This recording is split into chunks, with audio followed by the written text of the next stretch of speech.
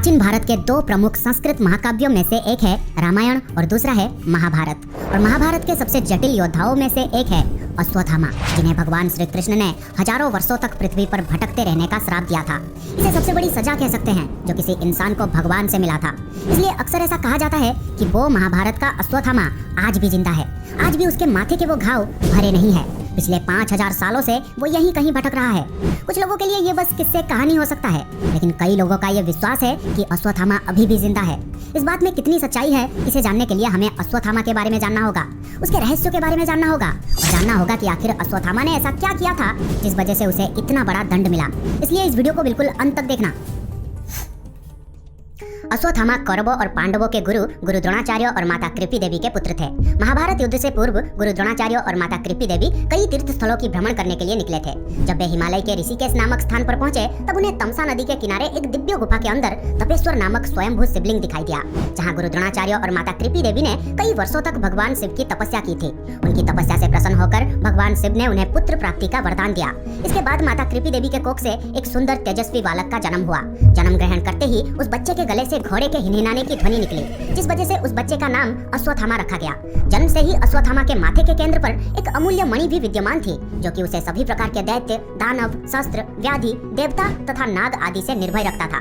इसके अलावा वे भगवान कृष्ण की तरह ही 64 कला और 18 विद्या के स्वामी थे। महाभारत युद्ध के समय गुरु द्रोणाचार्य जी ने हस्तिनापुर राज्य के प्रति निष्ठा होने के कारण कौरवों का साथ देना उचित समझा। अश्वत्थामा भी अपने पिता की तरह ही सभी प्रकार के अस्त्र शस्त्र विद्या में निपुण थे। महाभारत युद्ध में वे कौरवों पक्ष के एक सेनापति थे। उन्होंने घटोत्कच पुत्र अंजन प्रभा का वध किया। उसके अतिरिक्त द्रुपद कुमार, शत्रुंजय, बालानिक, जयानिक, जयसेव तथा राजा श्रुतराहु का भी वध किया। उन्होंने कुंती भोज के 10 पुत्रों का भी वध किया था। पिता पुत्र के इस जोड़ी ने महाभारत युद्ध में पांडव सेना को तितर-बितर कर दिया। पांडव सेना की पराजय देखकर भगवान श्री कृष्ण ने युधिष्ठिर से कूटनीति अपनाने को कहा। इस योजना के अंतर्गत ये सूचना प्रसारित कर दिया गया कि अश्वत्थामा युद्ध में मारा गया, जबकि जो असल में मारा गया था वो अश्वत्थामा नाम का एक हाथी था। जब गुरु द्रोणाचार्य ने धर्मराज युधिष्ठिर से अश्वत्थामा की सत्यता जाननी चाहिए, तो उन्होंने उत्तर दिया कि अश्वत्थामा का वध कर दिया गया है, परंतु उन्होंने बड़े धीरे स्वर में परंतु हाथी कहा और झूठ बोलने से बच गए। इसके अलावा भगवान श्री कृष्ण ने उसी समय शंखनाद किया, जिसके स्वर से गुरु द्रोणाचार्य अंतिम शब्द सुन नहीं पाए। अपने प्रिय पुत्र के मृत्यु का समाचार सुनकर वे अपना शस्त्र त्याग दिए और युद्ध भूमि में निहत्थे शोक सभा में बैठ गए। गुरु द्रोणाचार्य जी को निहत्थे देखकर द्रौपदी के भाई धृष्टद्युम्न ने तलवार से उनके सिर को काट डाला। गुरु द्रोणाचार्य की निर्मम हत्या के पश्चात पांडवों की जीत होने लगी। इस प्रकार महाभारत युद्ध में अर्जुन की तीरों एवं भीम की गदा से कौरवों का नाश हो गया। दुष्ट और अभिमानी दुर्योधन की जांघ भी भीम ने मल्लयुद्ध में खंडित कर दिया था। अपने राजा दुर्योधन की ऐसी दशा देखकर और अपने पिता द्रोणाचार्य की मृत्यु का स्मरण कर अश्वत्थामा अधीर हो गया। अब उसने युद्ध में कपट नीति अपनाने की ठान ली। पिता की निर्मम हत्या का प्रतिशोध लेने के लिए अश्वत्थामा ने पहले पांडवों पर नारायण अस्त्र का प्रयोग किया। नारायण अस्त्र, जिसमें एक बड़ी सेना को पूरी तरह से नष्ट कर देने जितना शक्ति था, लेकिन कृष्ण ने उन्हें हथियार का उपयोग करते हुए देख लिया था। इसलिए उन्होंने पांडवों को इसके सामने झुकने को कहा, क्योंकि इस अस्त्र को शांत करने का यही एकमात्र तरीका था। पांडवों ने ऐसा ही किया और अपनी जान बचाई। नारायण अस्त्र के विफल होने के बाद अश्वत्थामा और अधिक क्रोधित हुआ और उसने पांडवों के खिलाफ अग्नि अस्त्र का प्रयोग किया। हालांकि वो पांडवों को नहीं मार सका, लेकिन उसने पांडवों के अधिकांश सेना को खत्म करने में कामयाबी हासिल की। नारायण अस्त्र और अग्नि अस्त्र के विफल होने के बाद दोनों पक्ष के बीच युद्ध हुआ। अश्वत्थामा सीधी युद्ध में धृष्टद्युम्न को हराने में सफल रहा, लेकिन उसे मारने में असफल रहा। उसे सत्यकी और भीम ने बचाया था। इसके बाद अश्वत्थामा ने कृपाचार्य और कृतवर्मा की सहायता से घोर काल रात्रि में पांडव भाइयों को मारने का घातक प्रयास किया, जब वे सो रहे थे। लेकिन उस रात कृष्ण सभी 5 पांडवों को कहीं और ले गए थे।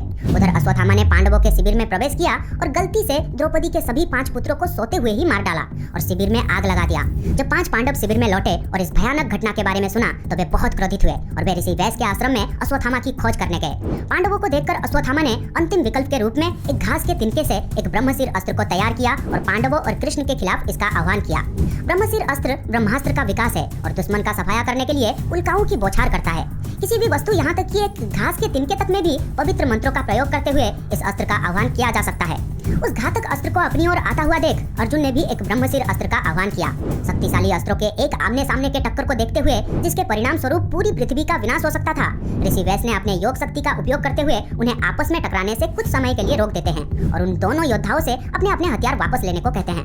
अर्जुन इस अस्त्र को वापस लेने में सक्षम थे, लेकिन अश्वत्थामा ऐसा करने में असमर्थ थे, क्योंकि पिता द्रोण ने उसे कभी भी इस हथियार को वापस लेने का का तरीका नहीं सिखाया था, ये उसे केवल एक उदाहरण के लिए दिया गया था। ऋषिकेश ने इस हथियार को किसी निर्जन स्थान की ओर मोड़ने का सुझाव दिया, जहाँ यह अस्त्र हानि रहित रूप से नष्ट हो सकता था। लेकिन अश्वत्थामा ने ऐसा नहीं किया, बल्कि पांडवों के वंश को समाप्त करने के प्रयास में गर्भवती उत्तरा, जो अर्जुन के पुत्र अभिमन्यु की पत्नी थी, उसकी गर्भ की ओर निर्देशित किया। हालांकि उसके बेटे को बाद में कृष्ण ने पुनर्जीवित किया था। तो इस तरह अश्वत्थामा ने पांडवों के परिवार में सभी को मारने की कोशिश की। इस पर भगवान श्री कृष्ण उससे बहुत क्रोधित हुए और उसे बुरी तरह श्राप दिया। सजा के तौर पर अश्वत्थामा को अपने माथे पर लगा दिव्य मणि समर्पित करने के लिए कहा गया। तब कृष्ण ने अश्वत्थामा को 3000 वर्षों के लिए श्राप दिया कि वे जंगलों में खून से लथपथ भटकते रहेंगे। क्योंकि युद्ध के दौरान उन्हें मृत्यु का कोई भय नहीं था, इसलिए मृत्यु उन्हें नहीं मिलेगी। उसका ना तो कोई अतिथि होगा और ना ही कोई आवास। वे मानव जाति और समाज के भौतिक संचार के किसी भी संपर्क में नहीं होगा। उसके माथे पर इस मणि को हटाने के कारण हुआ घाव ठीक नहीं होगा और उसका शरीर असाध्य रोगों से पीड़ित होगा, जिससे घाव और अल्सर बहेंगे, जो अनंत काल तक कभी नहीं भरेंगे। यही वो कारण थे जिस वजह से भगवान श्री कृष्ण ने अश्वत्थामा को इतना बड़ा श्राप दिया। और इसीलिए कई लोग ये मानते हैं कि वो महाभारत का अश्वत्थामा आज भी जिंदा है और कृष्ण के श्राप से मुक्ति पाने के लिए यहाँ वहाँ भटक रहा है।